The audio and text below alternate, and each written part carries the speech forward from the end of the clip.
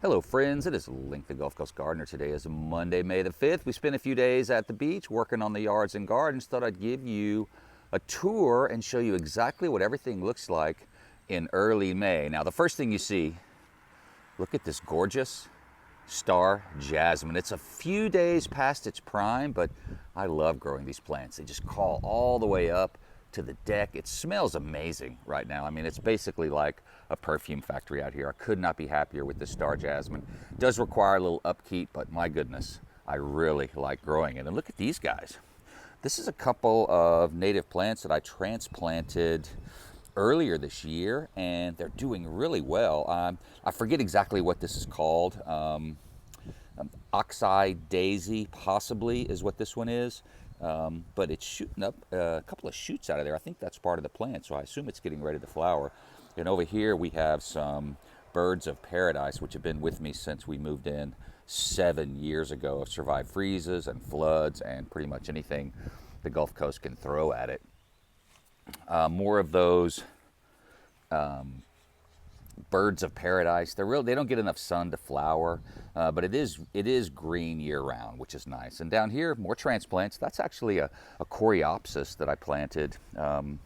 I had a bunch of native plants from seed that I'd started, and I transplanted a bunch of them, and look how pretty. Just love those flowers. Those are Gomprena. Again, not really getting enough sun to do well. I just had some extra plants. Now moving over this way, another one of those, I believe, oxeye daisies, if I'm not mistaken. Really looking forward to seeing those bloom. And in the back, we've got, that is a, I can't think of the name of this plant off the top of my head. I've had it for years. I'll put the name up on the screen. But it's a shade plant that I have it facing west, but since it gets a lot of shade from the plants and the stairs, it's doing really well there. Now this is my Peggy Martin Rose. It's just absolutely gorgeous. Now it is a little bit brown. I've been out of town for a few weeks, and so I haven't had a chance to keep it watered. And I guess it got kind of hot and dry. Even though we've had rain, it was from the other direction, and I don't think this plant got very much rain. Now I did water it yesterday, so it should bounce back, but love growing Peggy Martin Rose on anything that it can climb on. It does really well. Very low maintenance plant. And up front, we've got some Copper Canyon Daisy, which are more well known for flowering in the fall and winter, but mine are flowering in May, so no complaints there. And then, of course, you know I grow a lot of Salvia. This is a mixture of the Victoria Blue, which is that deep purple Salvia in the back, and then the one that's kind of wild with stuff shooting up everywhere. This is Henry Duelberg, and these are cultivars off of the mealy cup sage, which is the native, but I love to grow natives, also grow cultivars as well. The pollinators love any kind of salvia. And then here's another big old Copper Canyon daisy. The plants smell amazing. You should try growing a couple of these. They're good down to zone 7 or 6, if I'm not mistaken, so no problem here on the Gulf Coast. They flower easily, and the plant smells amazing. Now, over here, this is what I'm really excited about this year. This is my wildflower garden that I planted in the fall. I direct seed flowers every fall now, just let them kind of survive on their own, and this is really stunning. Now, the funny thing is the wind has kind of blown this over towards the neighbors, so they get the best view of my flower garden, but who cares? It is gorgeous. This is a seed mix called Bee Happy Mix from Native American Seed. It's one of my favorite seed suppliers. They have native seeds for all parts of the country. So check them out at seedsource.com and pick up some native seeds. Obviously, these are Gaillardia, Indian blanket. It's got a bunch of different names, but this is a pretty famous Texas wildflower. It's kind of taken over this whole bed, but it's so pretty. I don't even mind. And you see these are Monarda citriodora. Started growing those last year for the first time. Just love Monarda. It's also known as lemon mint, and the pollinators just go berserk over lemon mint. And we've got some Coreopsis in here. There's quite a few Coreopsis. I think this is probably Lanceleaf Coreopsis, although there's probably 2 or 3 varieties in this mix. Just a sea of flowers, lots of lemon mint, lots of the blanket flower. And look back here, this is a really pretty thing that I'm growing for the first time in this mix. I've heard great things about Basketflower, and look how beautiful that plant is. So nice. I could grow a whole row of that Basketflower and really be happy. And here we go, right down the road, lots of bees buzzing around in here. They love native plants, of course. And we've got some, these are, oh, those are those coneflowers. Now this might be a black-eyed Susan. It could be a clasping coneflower. I'm not sure. Both are in this mix. But look at this beauty. Lemon mint. Oh, so pretty. I'm going to grow a lot more of these. I actually grew a ton of these from seed this year and sold them at the farmer's market, and they were a huge hit. I'm going to grow more and more native plants for sale every year. They're not hard to start from seed, but you really can't find them in most nurseries. There are some that feature native plants, but generally speaking, you just get a mishmash of the same old stuff, the same old annuals and perennials, not necessarily natives. My goodness, look at this gorgeous lemon mint. Look how big this is. So pretty. And down below, this was one of the first things that bloomed, and it's still getting some sun. This is Prairie Verbena. This was the first flower to bloom in this mix. And it was so pretty. So we're getting one after another, different things blooming. I think that was a black-eyed Susan before, because this is the the clasping coneflower. Look how nice this is. Just love these plants. I love growing native plants, and I really like growing them from seed. It's so easy and inexpensive compared to buying plants. Can you imagine trying to fill this whole bed with plants that you purchased? It wouldn't. I don't think it would be possible, but you'd go bankrupt. This is a giant packet of seed, and that's all. I direct seeded it in the fall, and I just kept it watered, and I kept it weeded for the first month or so, and then I just let it go. And look how gorgeous. Now on the west side of the garage, I have a beautiful row of plants that are doing really well. And the first thing you see here, this is a bougainvillea, and it is so pretty, so easy to grow. Now these things do have pretty big thorns, so if you're an anti-thorn person, then I would probably avoid bougainvillea, but it's really easy to grow. It survives freezes. It's going to be flowering later in the summer. It doesn't mind drought, so it's really a very low maintenance plant, other than keeping it pruned up a little bit and watching out for thorns. And down below, we're doing some construction on the house, so some of the stuff you see around here. You might recognize this. This is another one of those lemon mints. This is a Monarda citriodora. So look how pretty it is as just a standalone plant. And it's starting to bloom. This is probably 2 or 3 plants, but they get pretty big. So nice thing to plant in full sun, drought tolerant, native Texas plant. Look at these beauties. My goodness, let me back up here. Now this is my Mexican oleander. It's Thavidia peruviana. It comes in yellow or peach colored flowers. I have the peach colored flowers. Look, it's growing up almost all the way to that platform. This is actually 3 plants that I've planted together as one giant bush, and I just love these things. Now these survived the winter, obviously. They froze back, but my goodness, they're back bigger than ever. So really happy with the Mexican oleanders this year. And here's the flower. It's really unlike anything you've ever seen. Look how pretty that flower is. My goodness. They also come in yellow, as I mentioned, and I've got the peach color flowers. Now these things will start making a ton of seed. Oh, excuse me, I'll get that focused. These things will make a ton of seed this year, and that's how I start all my plants. I've probably raised 100 or 200, maybe more of these plants, all from seed. I suspect you can propagate them from cuttings. I've tried a few times and haven't had much luck. But seed growing is so easy. So I've made a couple videos about starting these from seed. Just check the channel, you can read all about it. And down below, look at this, more native plants. These are actually frog fruit that I picked up at a native plant sale a couple of years ago, and they're really well established. There's a couple weeds in there. I see a dollar weed in there, but there's even some, not sure what that is, sticking up the big stalk. That might be salvia. Those things pop up everywhere once you get them established. But look how nice this frog fruit is. A beautiful ground cover, full sun, flowers, pollinators love it. It's also the host plant for various butterflies, if I'm not mistaken. And there's even a little flower there. You see the little purple flower? How cute. These are so nice. Now this is spider lily. Talk about a bulletproof plant. Now this is also a native, and it just keeps on trucking. This thing has been here for several years. It just slowly spreads. It's evergreen throughout the summer. It freezes back into a pile of mush in the winter, and then it bounces back again and again. It's been under floodwater a couple of times, so salt water's not a big deal. Freezes aren't a big deal. You really can't kill these things. So put them where you want them, because they kind of spread, but they're not easy to dig up if you want to move them. But anyway, spider lily makes a really pretty white flower, and it's a Texas native to the Gulf Coast anyway. And look at these beauties. Now, I do grow a lot of natives, but I do grow plenty of non-natives, and this is an annual. This is hollyhock. Look how gorgeous. A lot of people didn't realize you can grow hollyhocks in Texas, or at least here down on the Gulf Coast. These were part of a seed mix that I planted in fall of 2023, and I had gorgeous hollyhocks right over there in that raised bed. I saved my own seed and started my own plants, and look at this. The first year I'm getting these gorgeous flowers. So pretty. I mean, there really is nothing like a hollyhock. The bees and the butterflies all love it. Look at these blooms. That is solid flower blooms on this stalk, all up and down. Amazing. Once you get these things established, look at the flower. Look at the blooms on these guys. I mean, it's just solid flowers. I've got to get back here in a week or two so I can see all the flowers. I see a big old bee up there on that one. Look how tall. I don't know, how tall are these? 8 foot tall? 10 feet tall? They're really nice. Now, I did have to stake them up. They start to flop over. So keep that in mind. If you're going to grow big hollyhocks like this, be prepared to stake them up with some like thick wooden stakes. And look at this one. This one is really pretty. How gorgeous is that? Really like growing hollyhocks.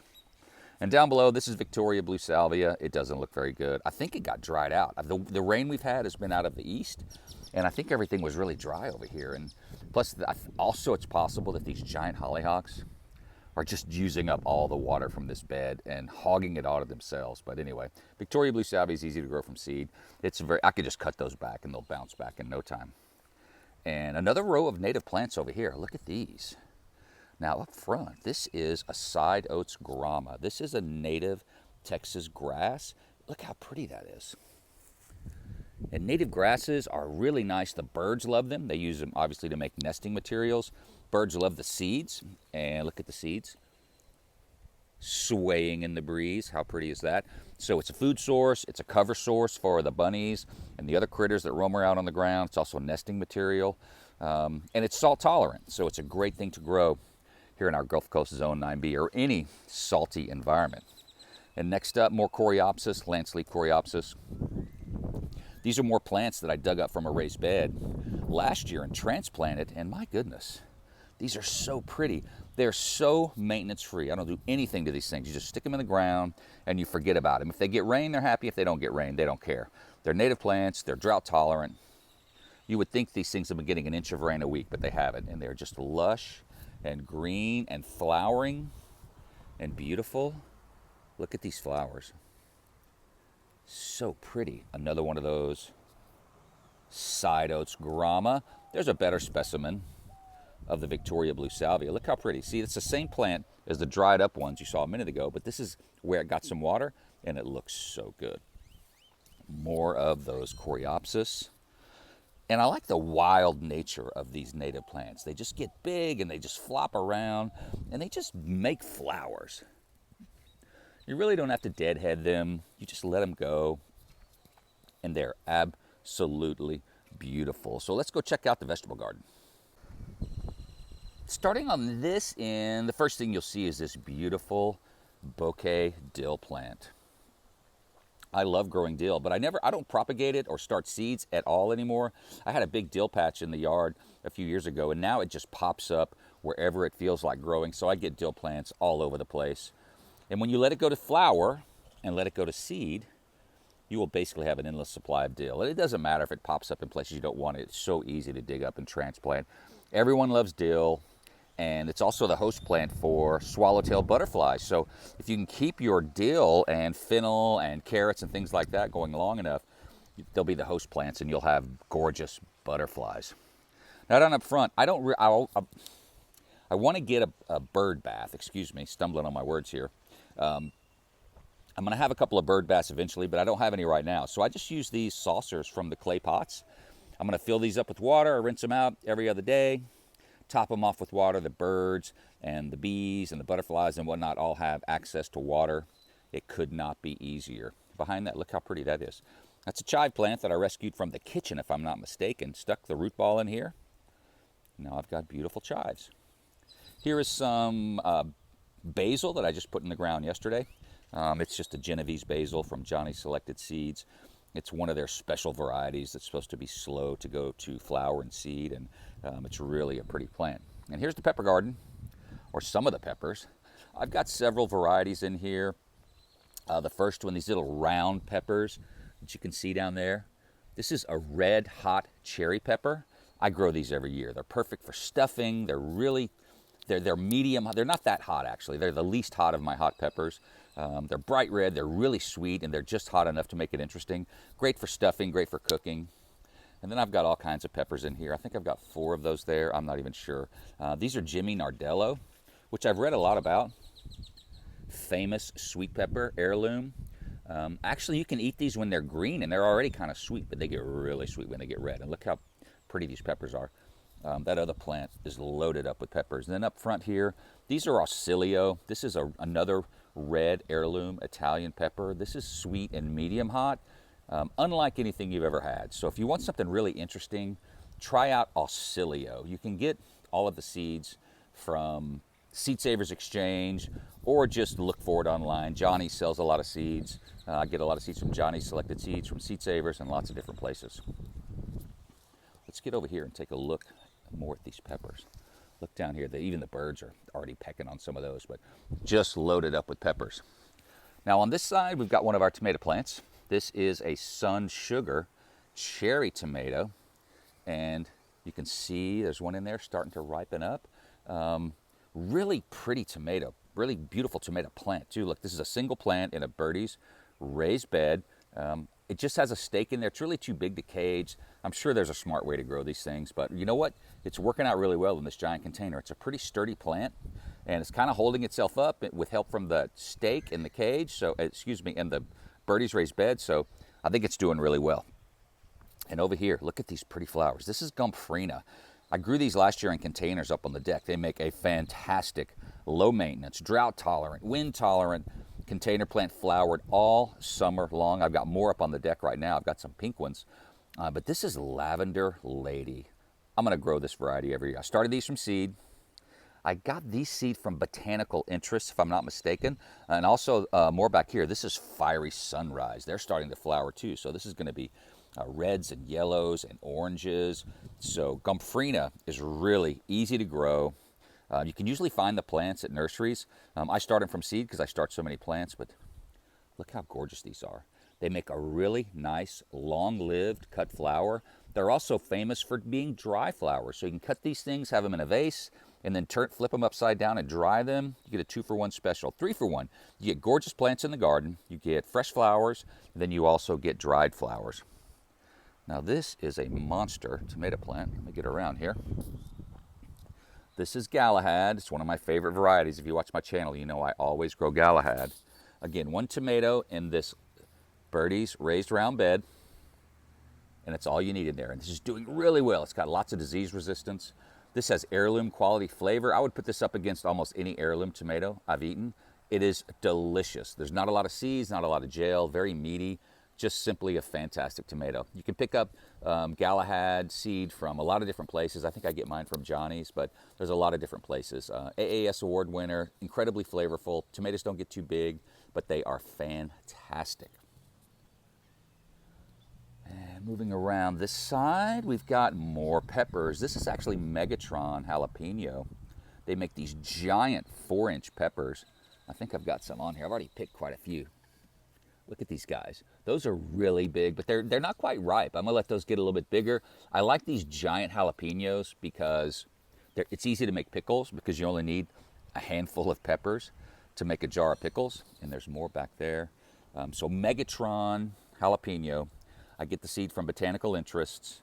Plants are healthy. They just require a nice little stake. Sturdy plants, really like an excellent flavor. Sometimes the large jalapenos are bland or flavorless, but not these. These have nice jalapeno punch, but they're also hot. They're just delicious. So try Megatron sometimes. And look at these beauties back here. I didn't plant these. These are volunteer Ammi plants. You might know it as Queen Anne's lace. I had them growing in this garden behind me, and they volunteered to have this gorgeous plant growing. I didn't know what it was. I thought maybe it was a volunteer dahlia of some sort, but nope, it's an Ammi. Pollinators love it. Makes a really nice cut flower. And look, there's another one over there. So volunteer plants make me so happy. Basically, plants pop up where they want to be instead of where you put them. So pretty. That's a peppermint in the pot back there, and that's a Ruellia plant with pink flowers. These Ruellias go crazy. I had them in the yard at one time in the garden, and they were just taking over, so I moved this one into the pot. I really like the pink flowers on this particular Ruellia. It's also known as Mexican petunia, but grow these in a container for sure. I'm going to plant some native Ruellias, native petunias, which is a ground cover in the future. Ruellias are a host plant for the American lady butterfly, if I'm not mistaken. So look out for those Ruellias. If you grow the Mexican petunia version, grow it in a container, but it's a host plant for butterflies. Look at these guys. These actually 4 tomatoes in this container. This is Patio Hybrid F. This is specifically bred to be a container tomato, but I don't know. I think I would grow these in the garden. You need a pretty big container because these plants are getting huge. And I mean loaded with tomatoes. Pounds and pounds of tomatoes on these plants. As a matter of fact, I had to stake them up this weekend. 2 of them had so many tomatoes that they split the plant, and I had to toss them in the compost bin, which was kind of sad. But anyway, these plants are amazing. Lots of disease resistance. Just packed with tomatoes. I mean, look down here. We got a big stack of tomatoes in there. Look over here. Are you kidding me? Crazy amounts of tomatoes. I'm going to pick those 2 that are a little bit blushing pink and let them ripen indoors, so I know I'll at least get 2 tomatoes this year that the birds won't wipe out. And on this side, these are more peppers. Now this is Datil. It's spelled D-A-T-I-L. If you just Google Datil Pepper, St. Augustine, Florida, you will have all the information you ever wanted and probably more about these peppers. I made this gorgeous orange hot sauce out of them. The peppers are bright orange. They're fruity. They're very hot. Habanero hot and absolutely delicious. Now that's too hot. That's Habanero hot's too hot for me to eat just as a pepper, but I make hot sauce out of them. So good. It's some of the best hot sauce you've ever made. So pick up some Datil peppers, grow some plants.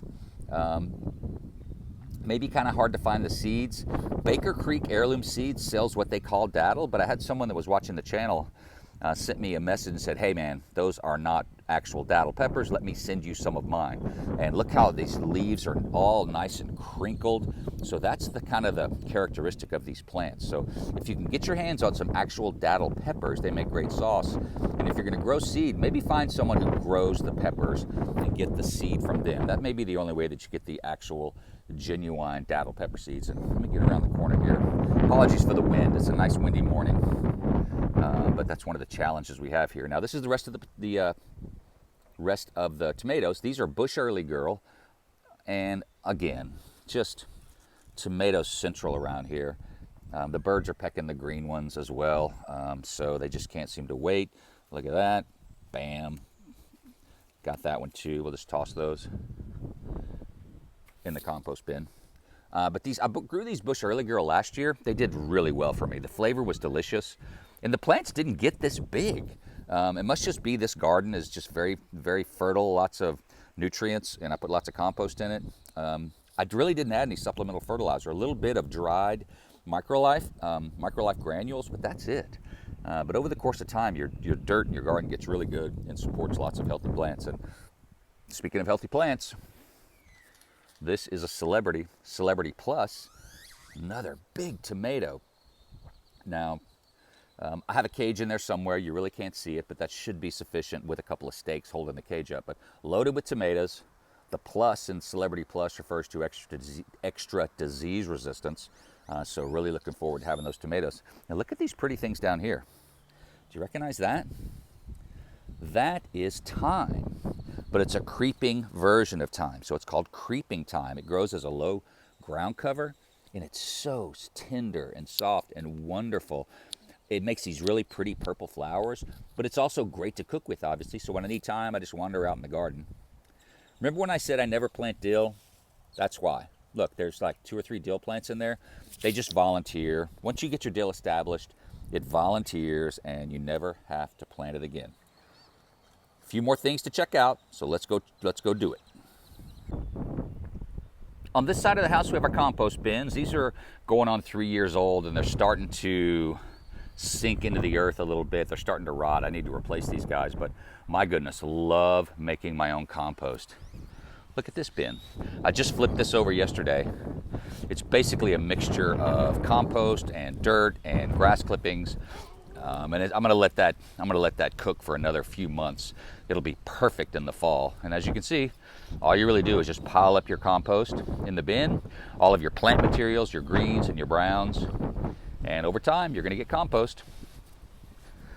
Another volunteer plant, I think that's another one of those Ammi plants. We just saw those beautiful white flowers. Pretty sure that's another volunteer Ammi, so I'm just letting that one go.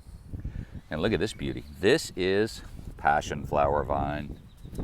If you like butterflies, grow Passionflower Vine. It's the host plant for the Gulf fritillary, one of the most beautiful, interesting butterflies you can have around your house. They're native to this area, so we see these all over the place. And if you have Passionflower Vine, you're gonna provide food for the caterpillars, and I promise you, you will have caterpillars. I guarantee it. You will have caterpillars and you will have butterflies. I wouldn't be surprised if there's some on here now already. Haven't seen any Gulf fritillaries yet, so no caterpillars, but they're coming. And then down below, look at this, more native plants. Anyone recognize this? This is a goldenrod, but it's a seaside goldenrod, so it's specifically adapted to coastal regions, so it handles the salt air, it handles the salt water, I hope. But being from the seaside, it does really well here in Galveston. And look how pretty these plants are. These were 3 sticks a year ago that I picked up at a native plant sale. They looked terrible, but you could tell they were still alive, and now they're just taking off in all their glory. Beautiful plants. Goldenrod is one of the best things you can grow for the pollinators, and an urban myth is that goldenrod flowers causes hay fever and causes you to sneeze. Again, that's not true. That's something else making you sneeze, not the goldenrod. Grow goldenrod and you will really support those pollinators. They will love you for it. And down below, look at these guys. That's a pretty plant. That's digitalis. I picked that up at a nursery. That's really interesting and pretty flowers. Never grown those before. So there's a couple of digitalis plants.